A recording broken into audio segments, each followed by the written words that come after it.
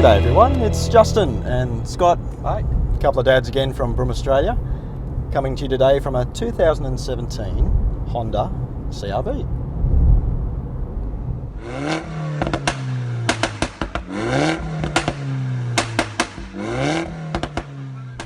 Now mate, we're in a bit of a SUV sort of mode at the moment, aren't we? We've done 3 SUVs in the last few weeks. Now we're in the all-new 2017 Honda CR-V, which is the 5th generation of the CR-V. Do you remember the first ones that came out with the picnic table in the back? They were really good, actually, weren't they? Yeah, they were pretty new in that market at the time too. That was a pretty small market back then. Yeah, ages ago, back in the 90s, I think, something like that.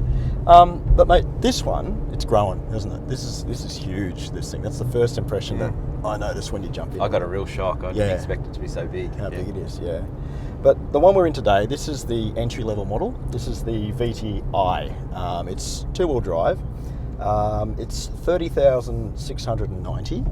Comes with a 1.5 litre 4-cylinder turbo engine. Some people might say that's a bit small, but tell you what, it puts out 140 kilowatts at 5,600 RPM and 240 newton meters between 2,000 and 5,000 RPM. And it's got a sort of an official combined fuel consumption figure about 7 litres per 100 kilometres. Oh, they're pretty good numbers, right? So there's enough power there, and there's and great fuel economy as well. Yeah, good numbers. It's running a CVT again, like a lot of other cars in its class. And yeah, manual's not available these days, so yeah, in Australia. So. Now, mate, you've had a little drive of the car now. Give us your impressions. What do you think? Well, we normally start on the outside, so first impressions on the outside, really nice alloys and sort of reasonably muscular sort of outside look and feel of the car. So it's got it's got some good design cues. I think all the new Hondas coming out have gone some pretty aggressive styling. It looks pretty upmarket, doesn't it? Yeah. No, I thought it had a really good feel from the outside. You get inside and it's a bit different to other cars. So the dash itself and some of the instrumentation is quite different.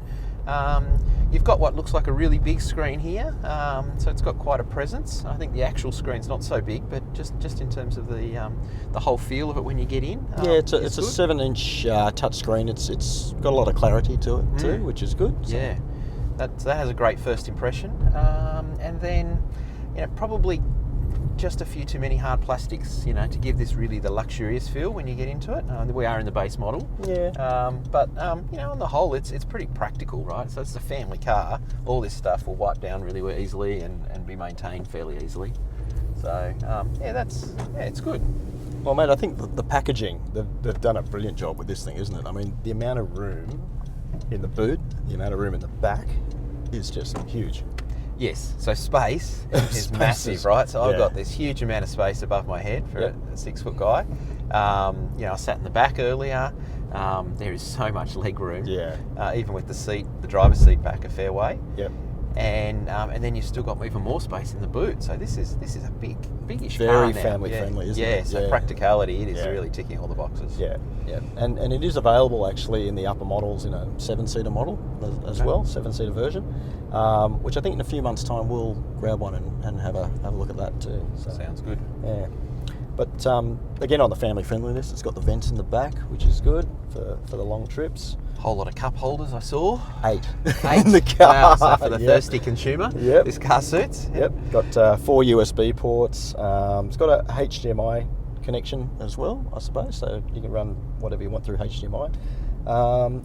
Android Auto, Apple CarPlay from the base model up, which is good. Okay, that's good. So tech's good. Yep. You get nav in the models that start going up. I think the next model up, the VTi-S, which is about 33,290 and 35,490 as an all-wheel drive model. You start getting extra features like the power tailgate, the auto headlights, Honda's great lane watch thing. When you turn to the left, the we like screen comes up. I think it was. Fortunately, the base model doesn't have that.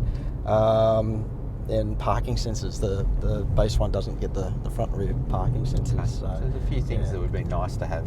A little bit light on, isn't it? Yeah. Just a little. But I guess with this one here, the unique selling proposition of it is just how family friendly it is, isn't it? So yeah. How does it drive? Like, is it handling wise and stuff like that? So this is a very non-technical explanation. It's a very easy car to drive, right? Okay, The all acceleration is easy. Steering just seems to be the right weight. You know, for most people, they won't even think about driving this car once they get in, right? Which, you know, from a family perspective is fantastic. Yeah. Because honestly, there's so many other distractions in the car normally, and when you're in the car, you know, you just want this thing to be easy to drive, and this really is. It's very quiet actually at low speeds. Yep. It's the steering is, while not incredibly direct, it's good enough. It just does what you want it to do. Yep. Power just seems really appropriate. Probably really plays to its strengths in this sort of around the streets, around the city sort of stuff, up to 60 k's an hour. Yep. And yeah, suspension wise, it's rolling over all the bumps really nicely. Probably just going around corners, when you're going around harder corners, does roll a bit more. So that's probably the compromise that it has. But you know, I'm not really even criticising that. I think for around the city, it's probably set up really well. Okay, all right.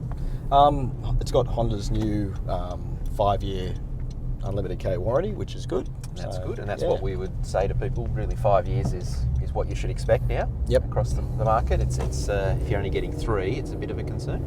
Yep. One little neat family-friendly feature I noticed in the car before was the little mirror that pops out of the sun visor holder here, so you can keep an eye on who's in the back. That's a great little feature. Yeah, nice little addition. So one of the things we always look at all these cars, many of them come with, you know, an all-wheel drive or two-wheel drive, many different engine types, Yep. and then at different specs.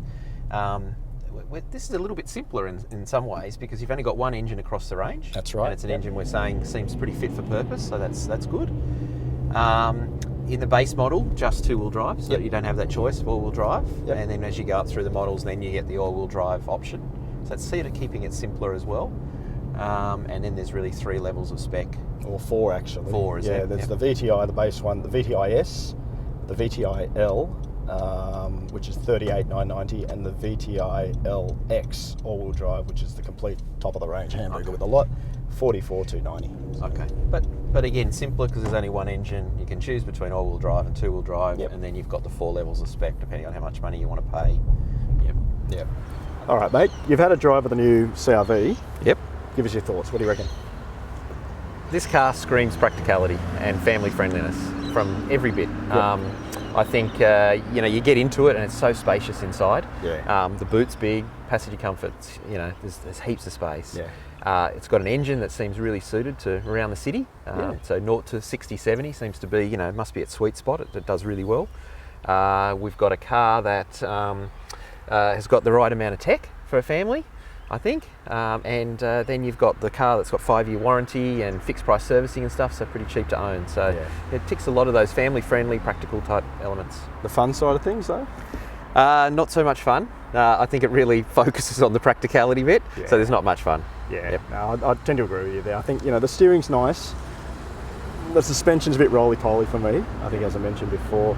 But yeah, the family friendliness, it's got it in spades, which Yes, is really good. absolutely. Personally, I think the sweet spot in the range might be the one just above this. Yes. Because it's got a few more, you know, family-friendly features, I suppose, for not that much more money. It's got the power tailgate and everything like that. Yep. But overall, no, it's a pretty good car. Yeah. Yeah. X-Factor question. Would you look at this thing if you parked it? When I walked away, I think the styling is pretty impressive. At the end of the day, it's an SUV, so probably for me, I probably wouldn't look back at it, but they've done a good job. I think it looks more expensive than what it is, though. I mean, you know, they've put nice alloys on it, things like that. So, yeah, it looks pretty good. Yeah, I agree with that. Yeah. Anyway, just want to put a great big thank you out to our friends at Honda Australia for the loan of the CR-V this week. And again, thank you to all you watching us out there, and we look forward to bringing you some more cars. I guess we'll see you later. See you soon.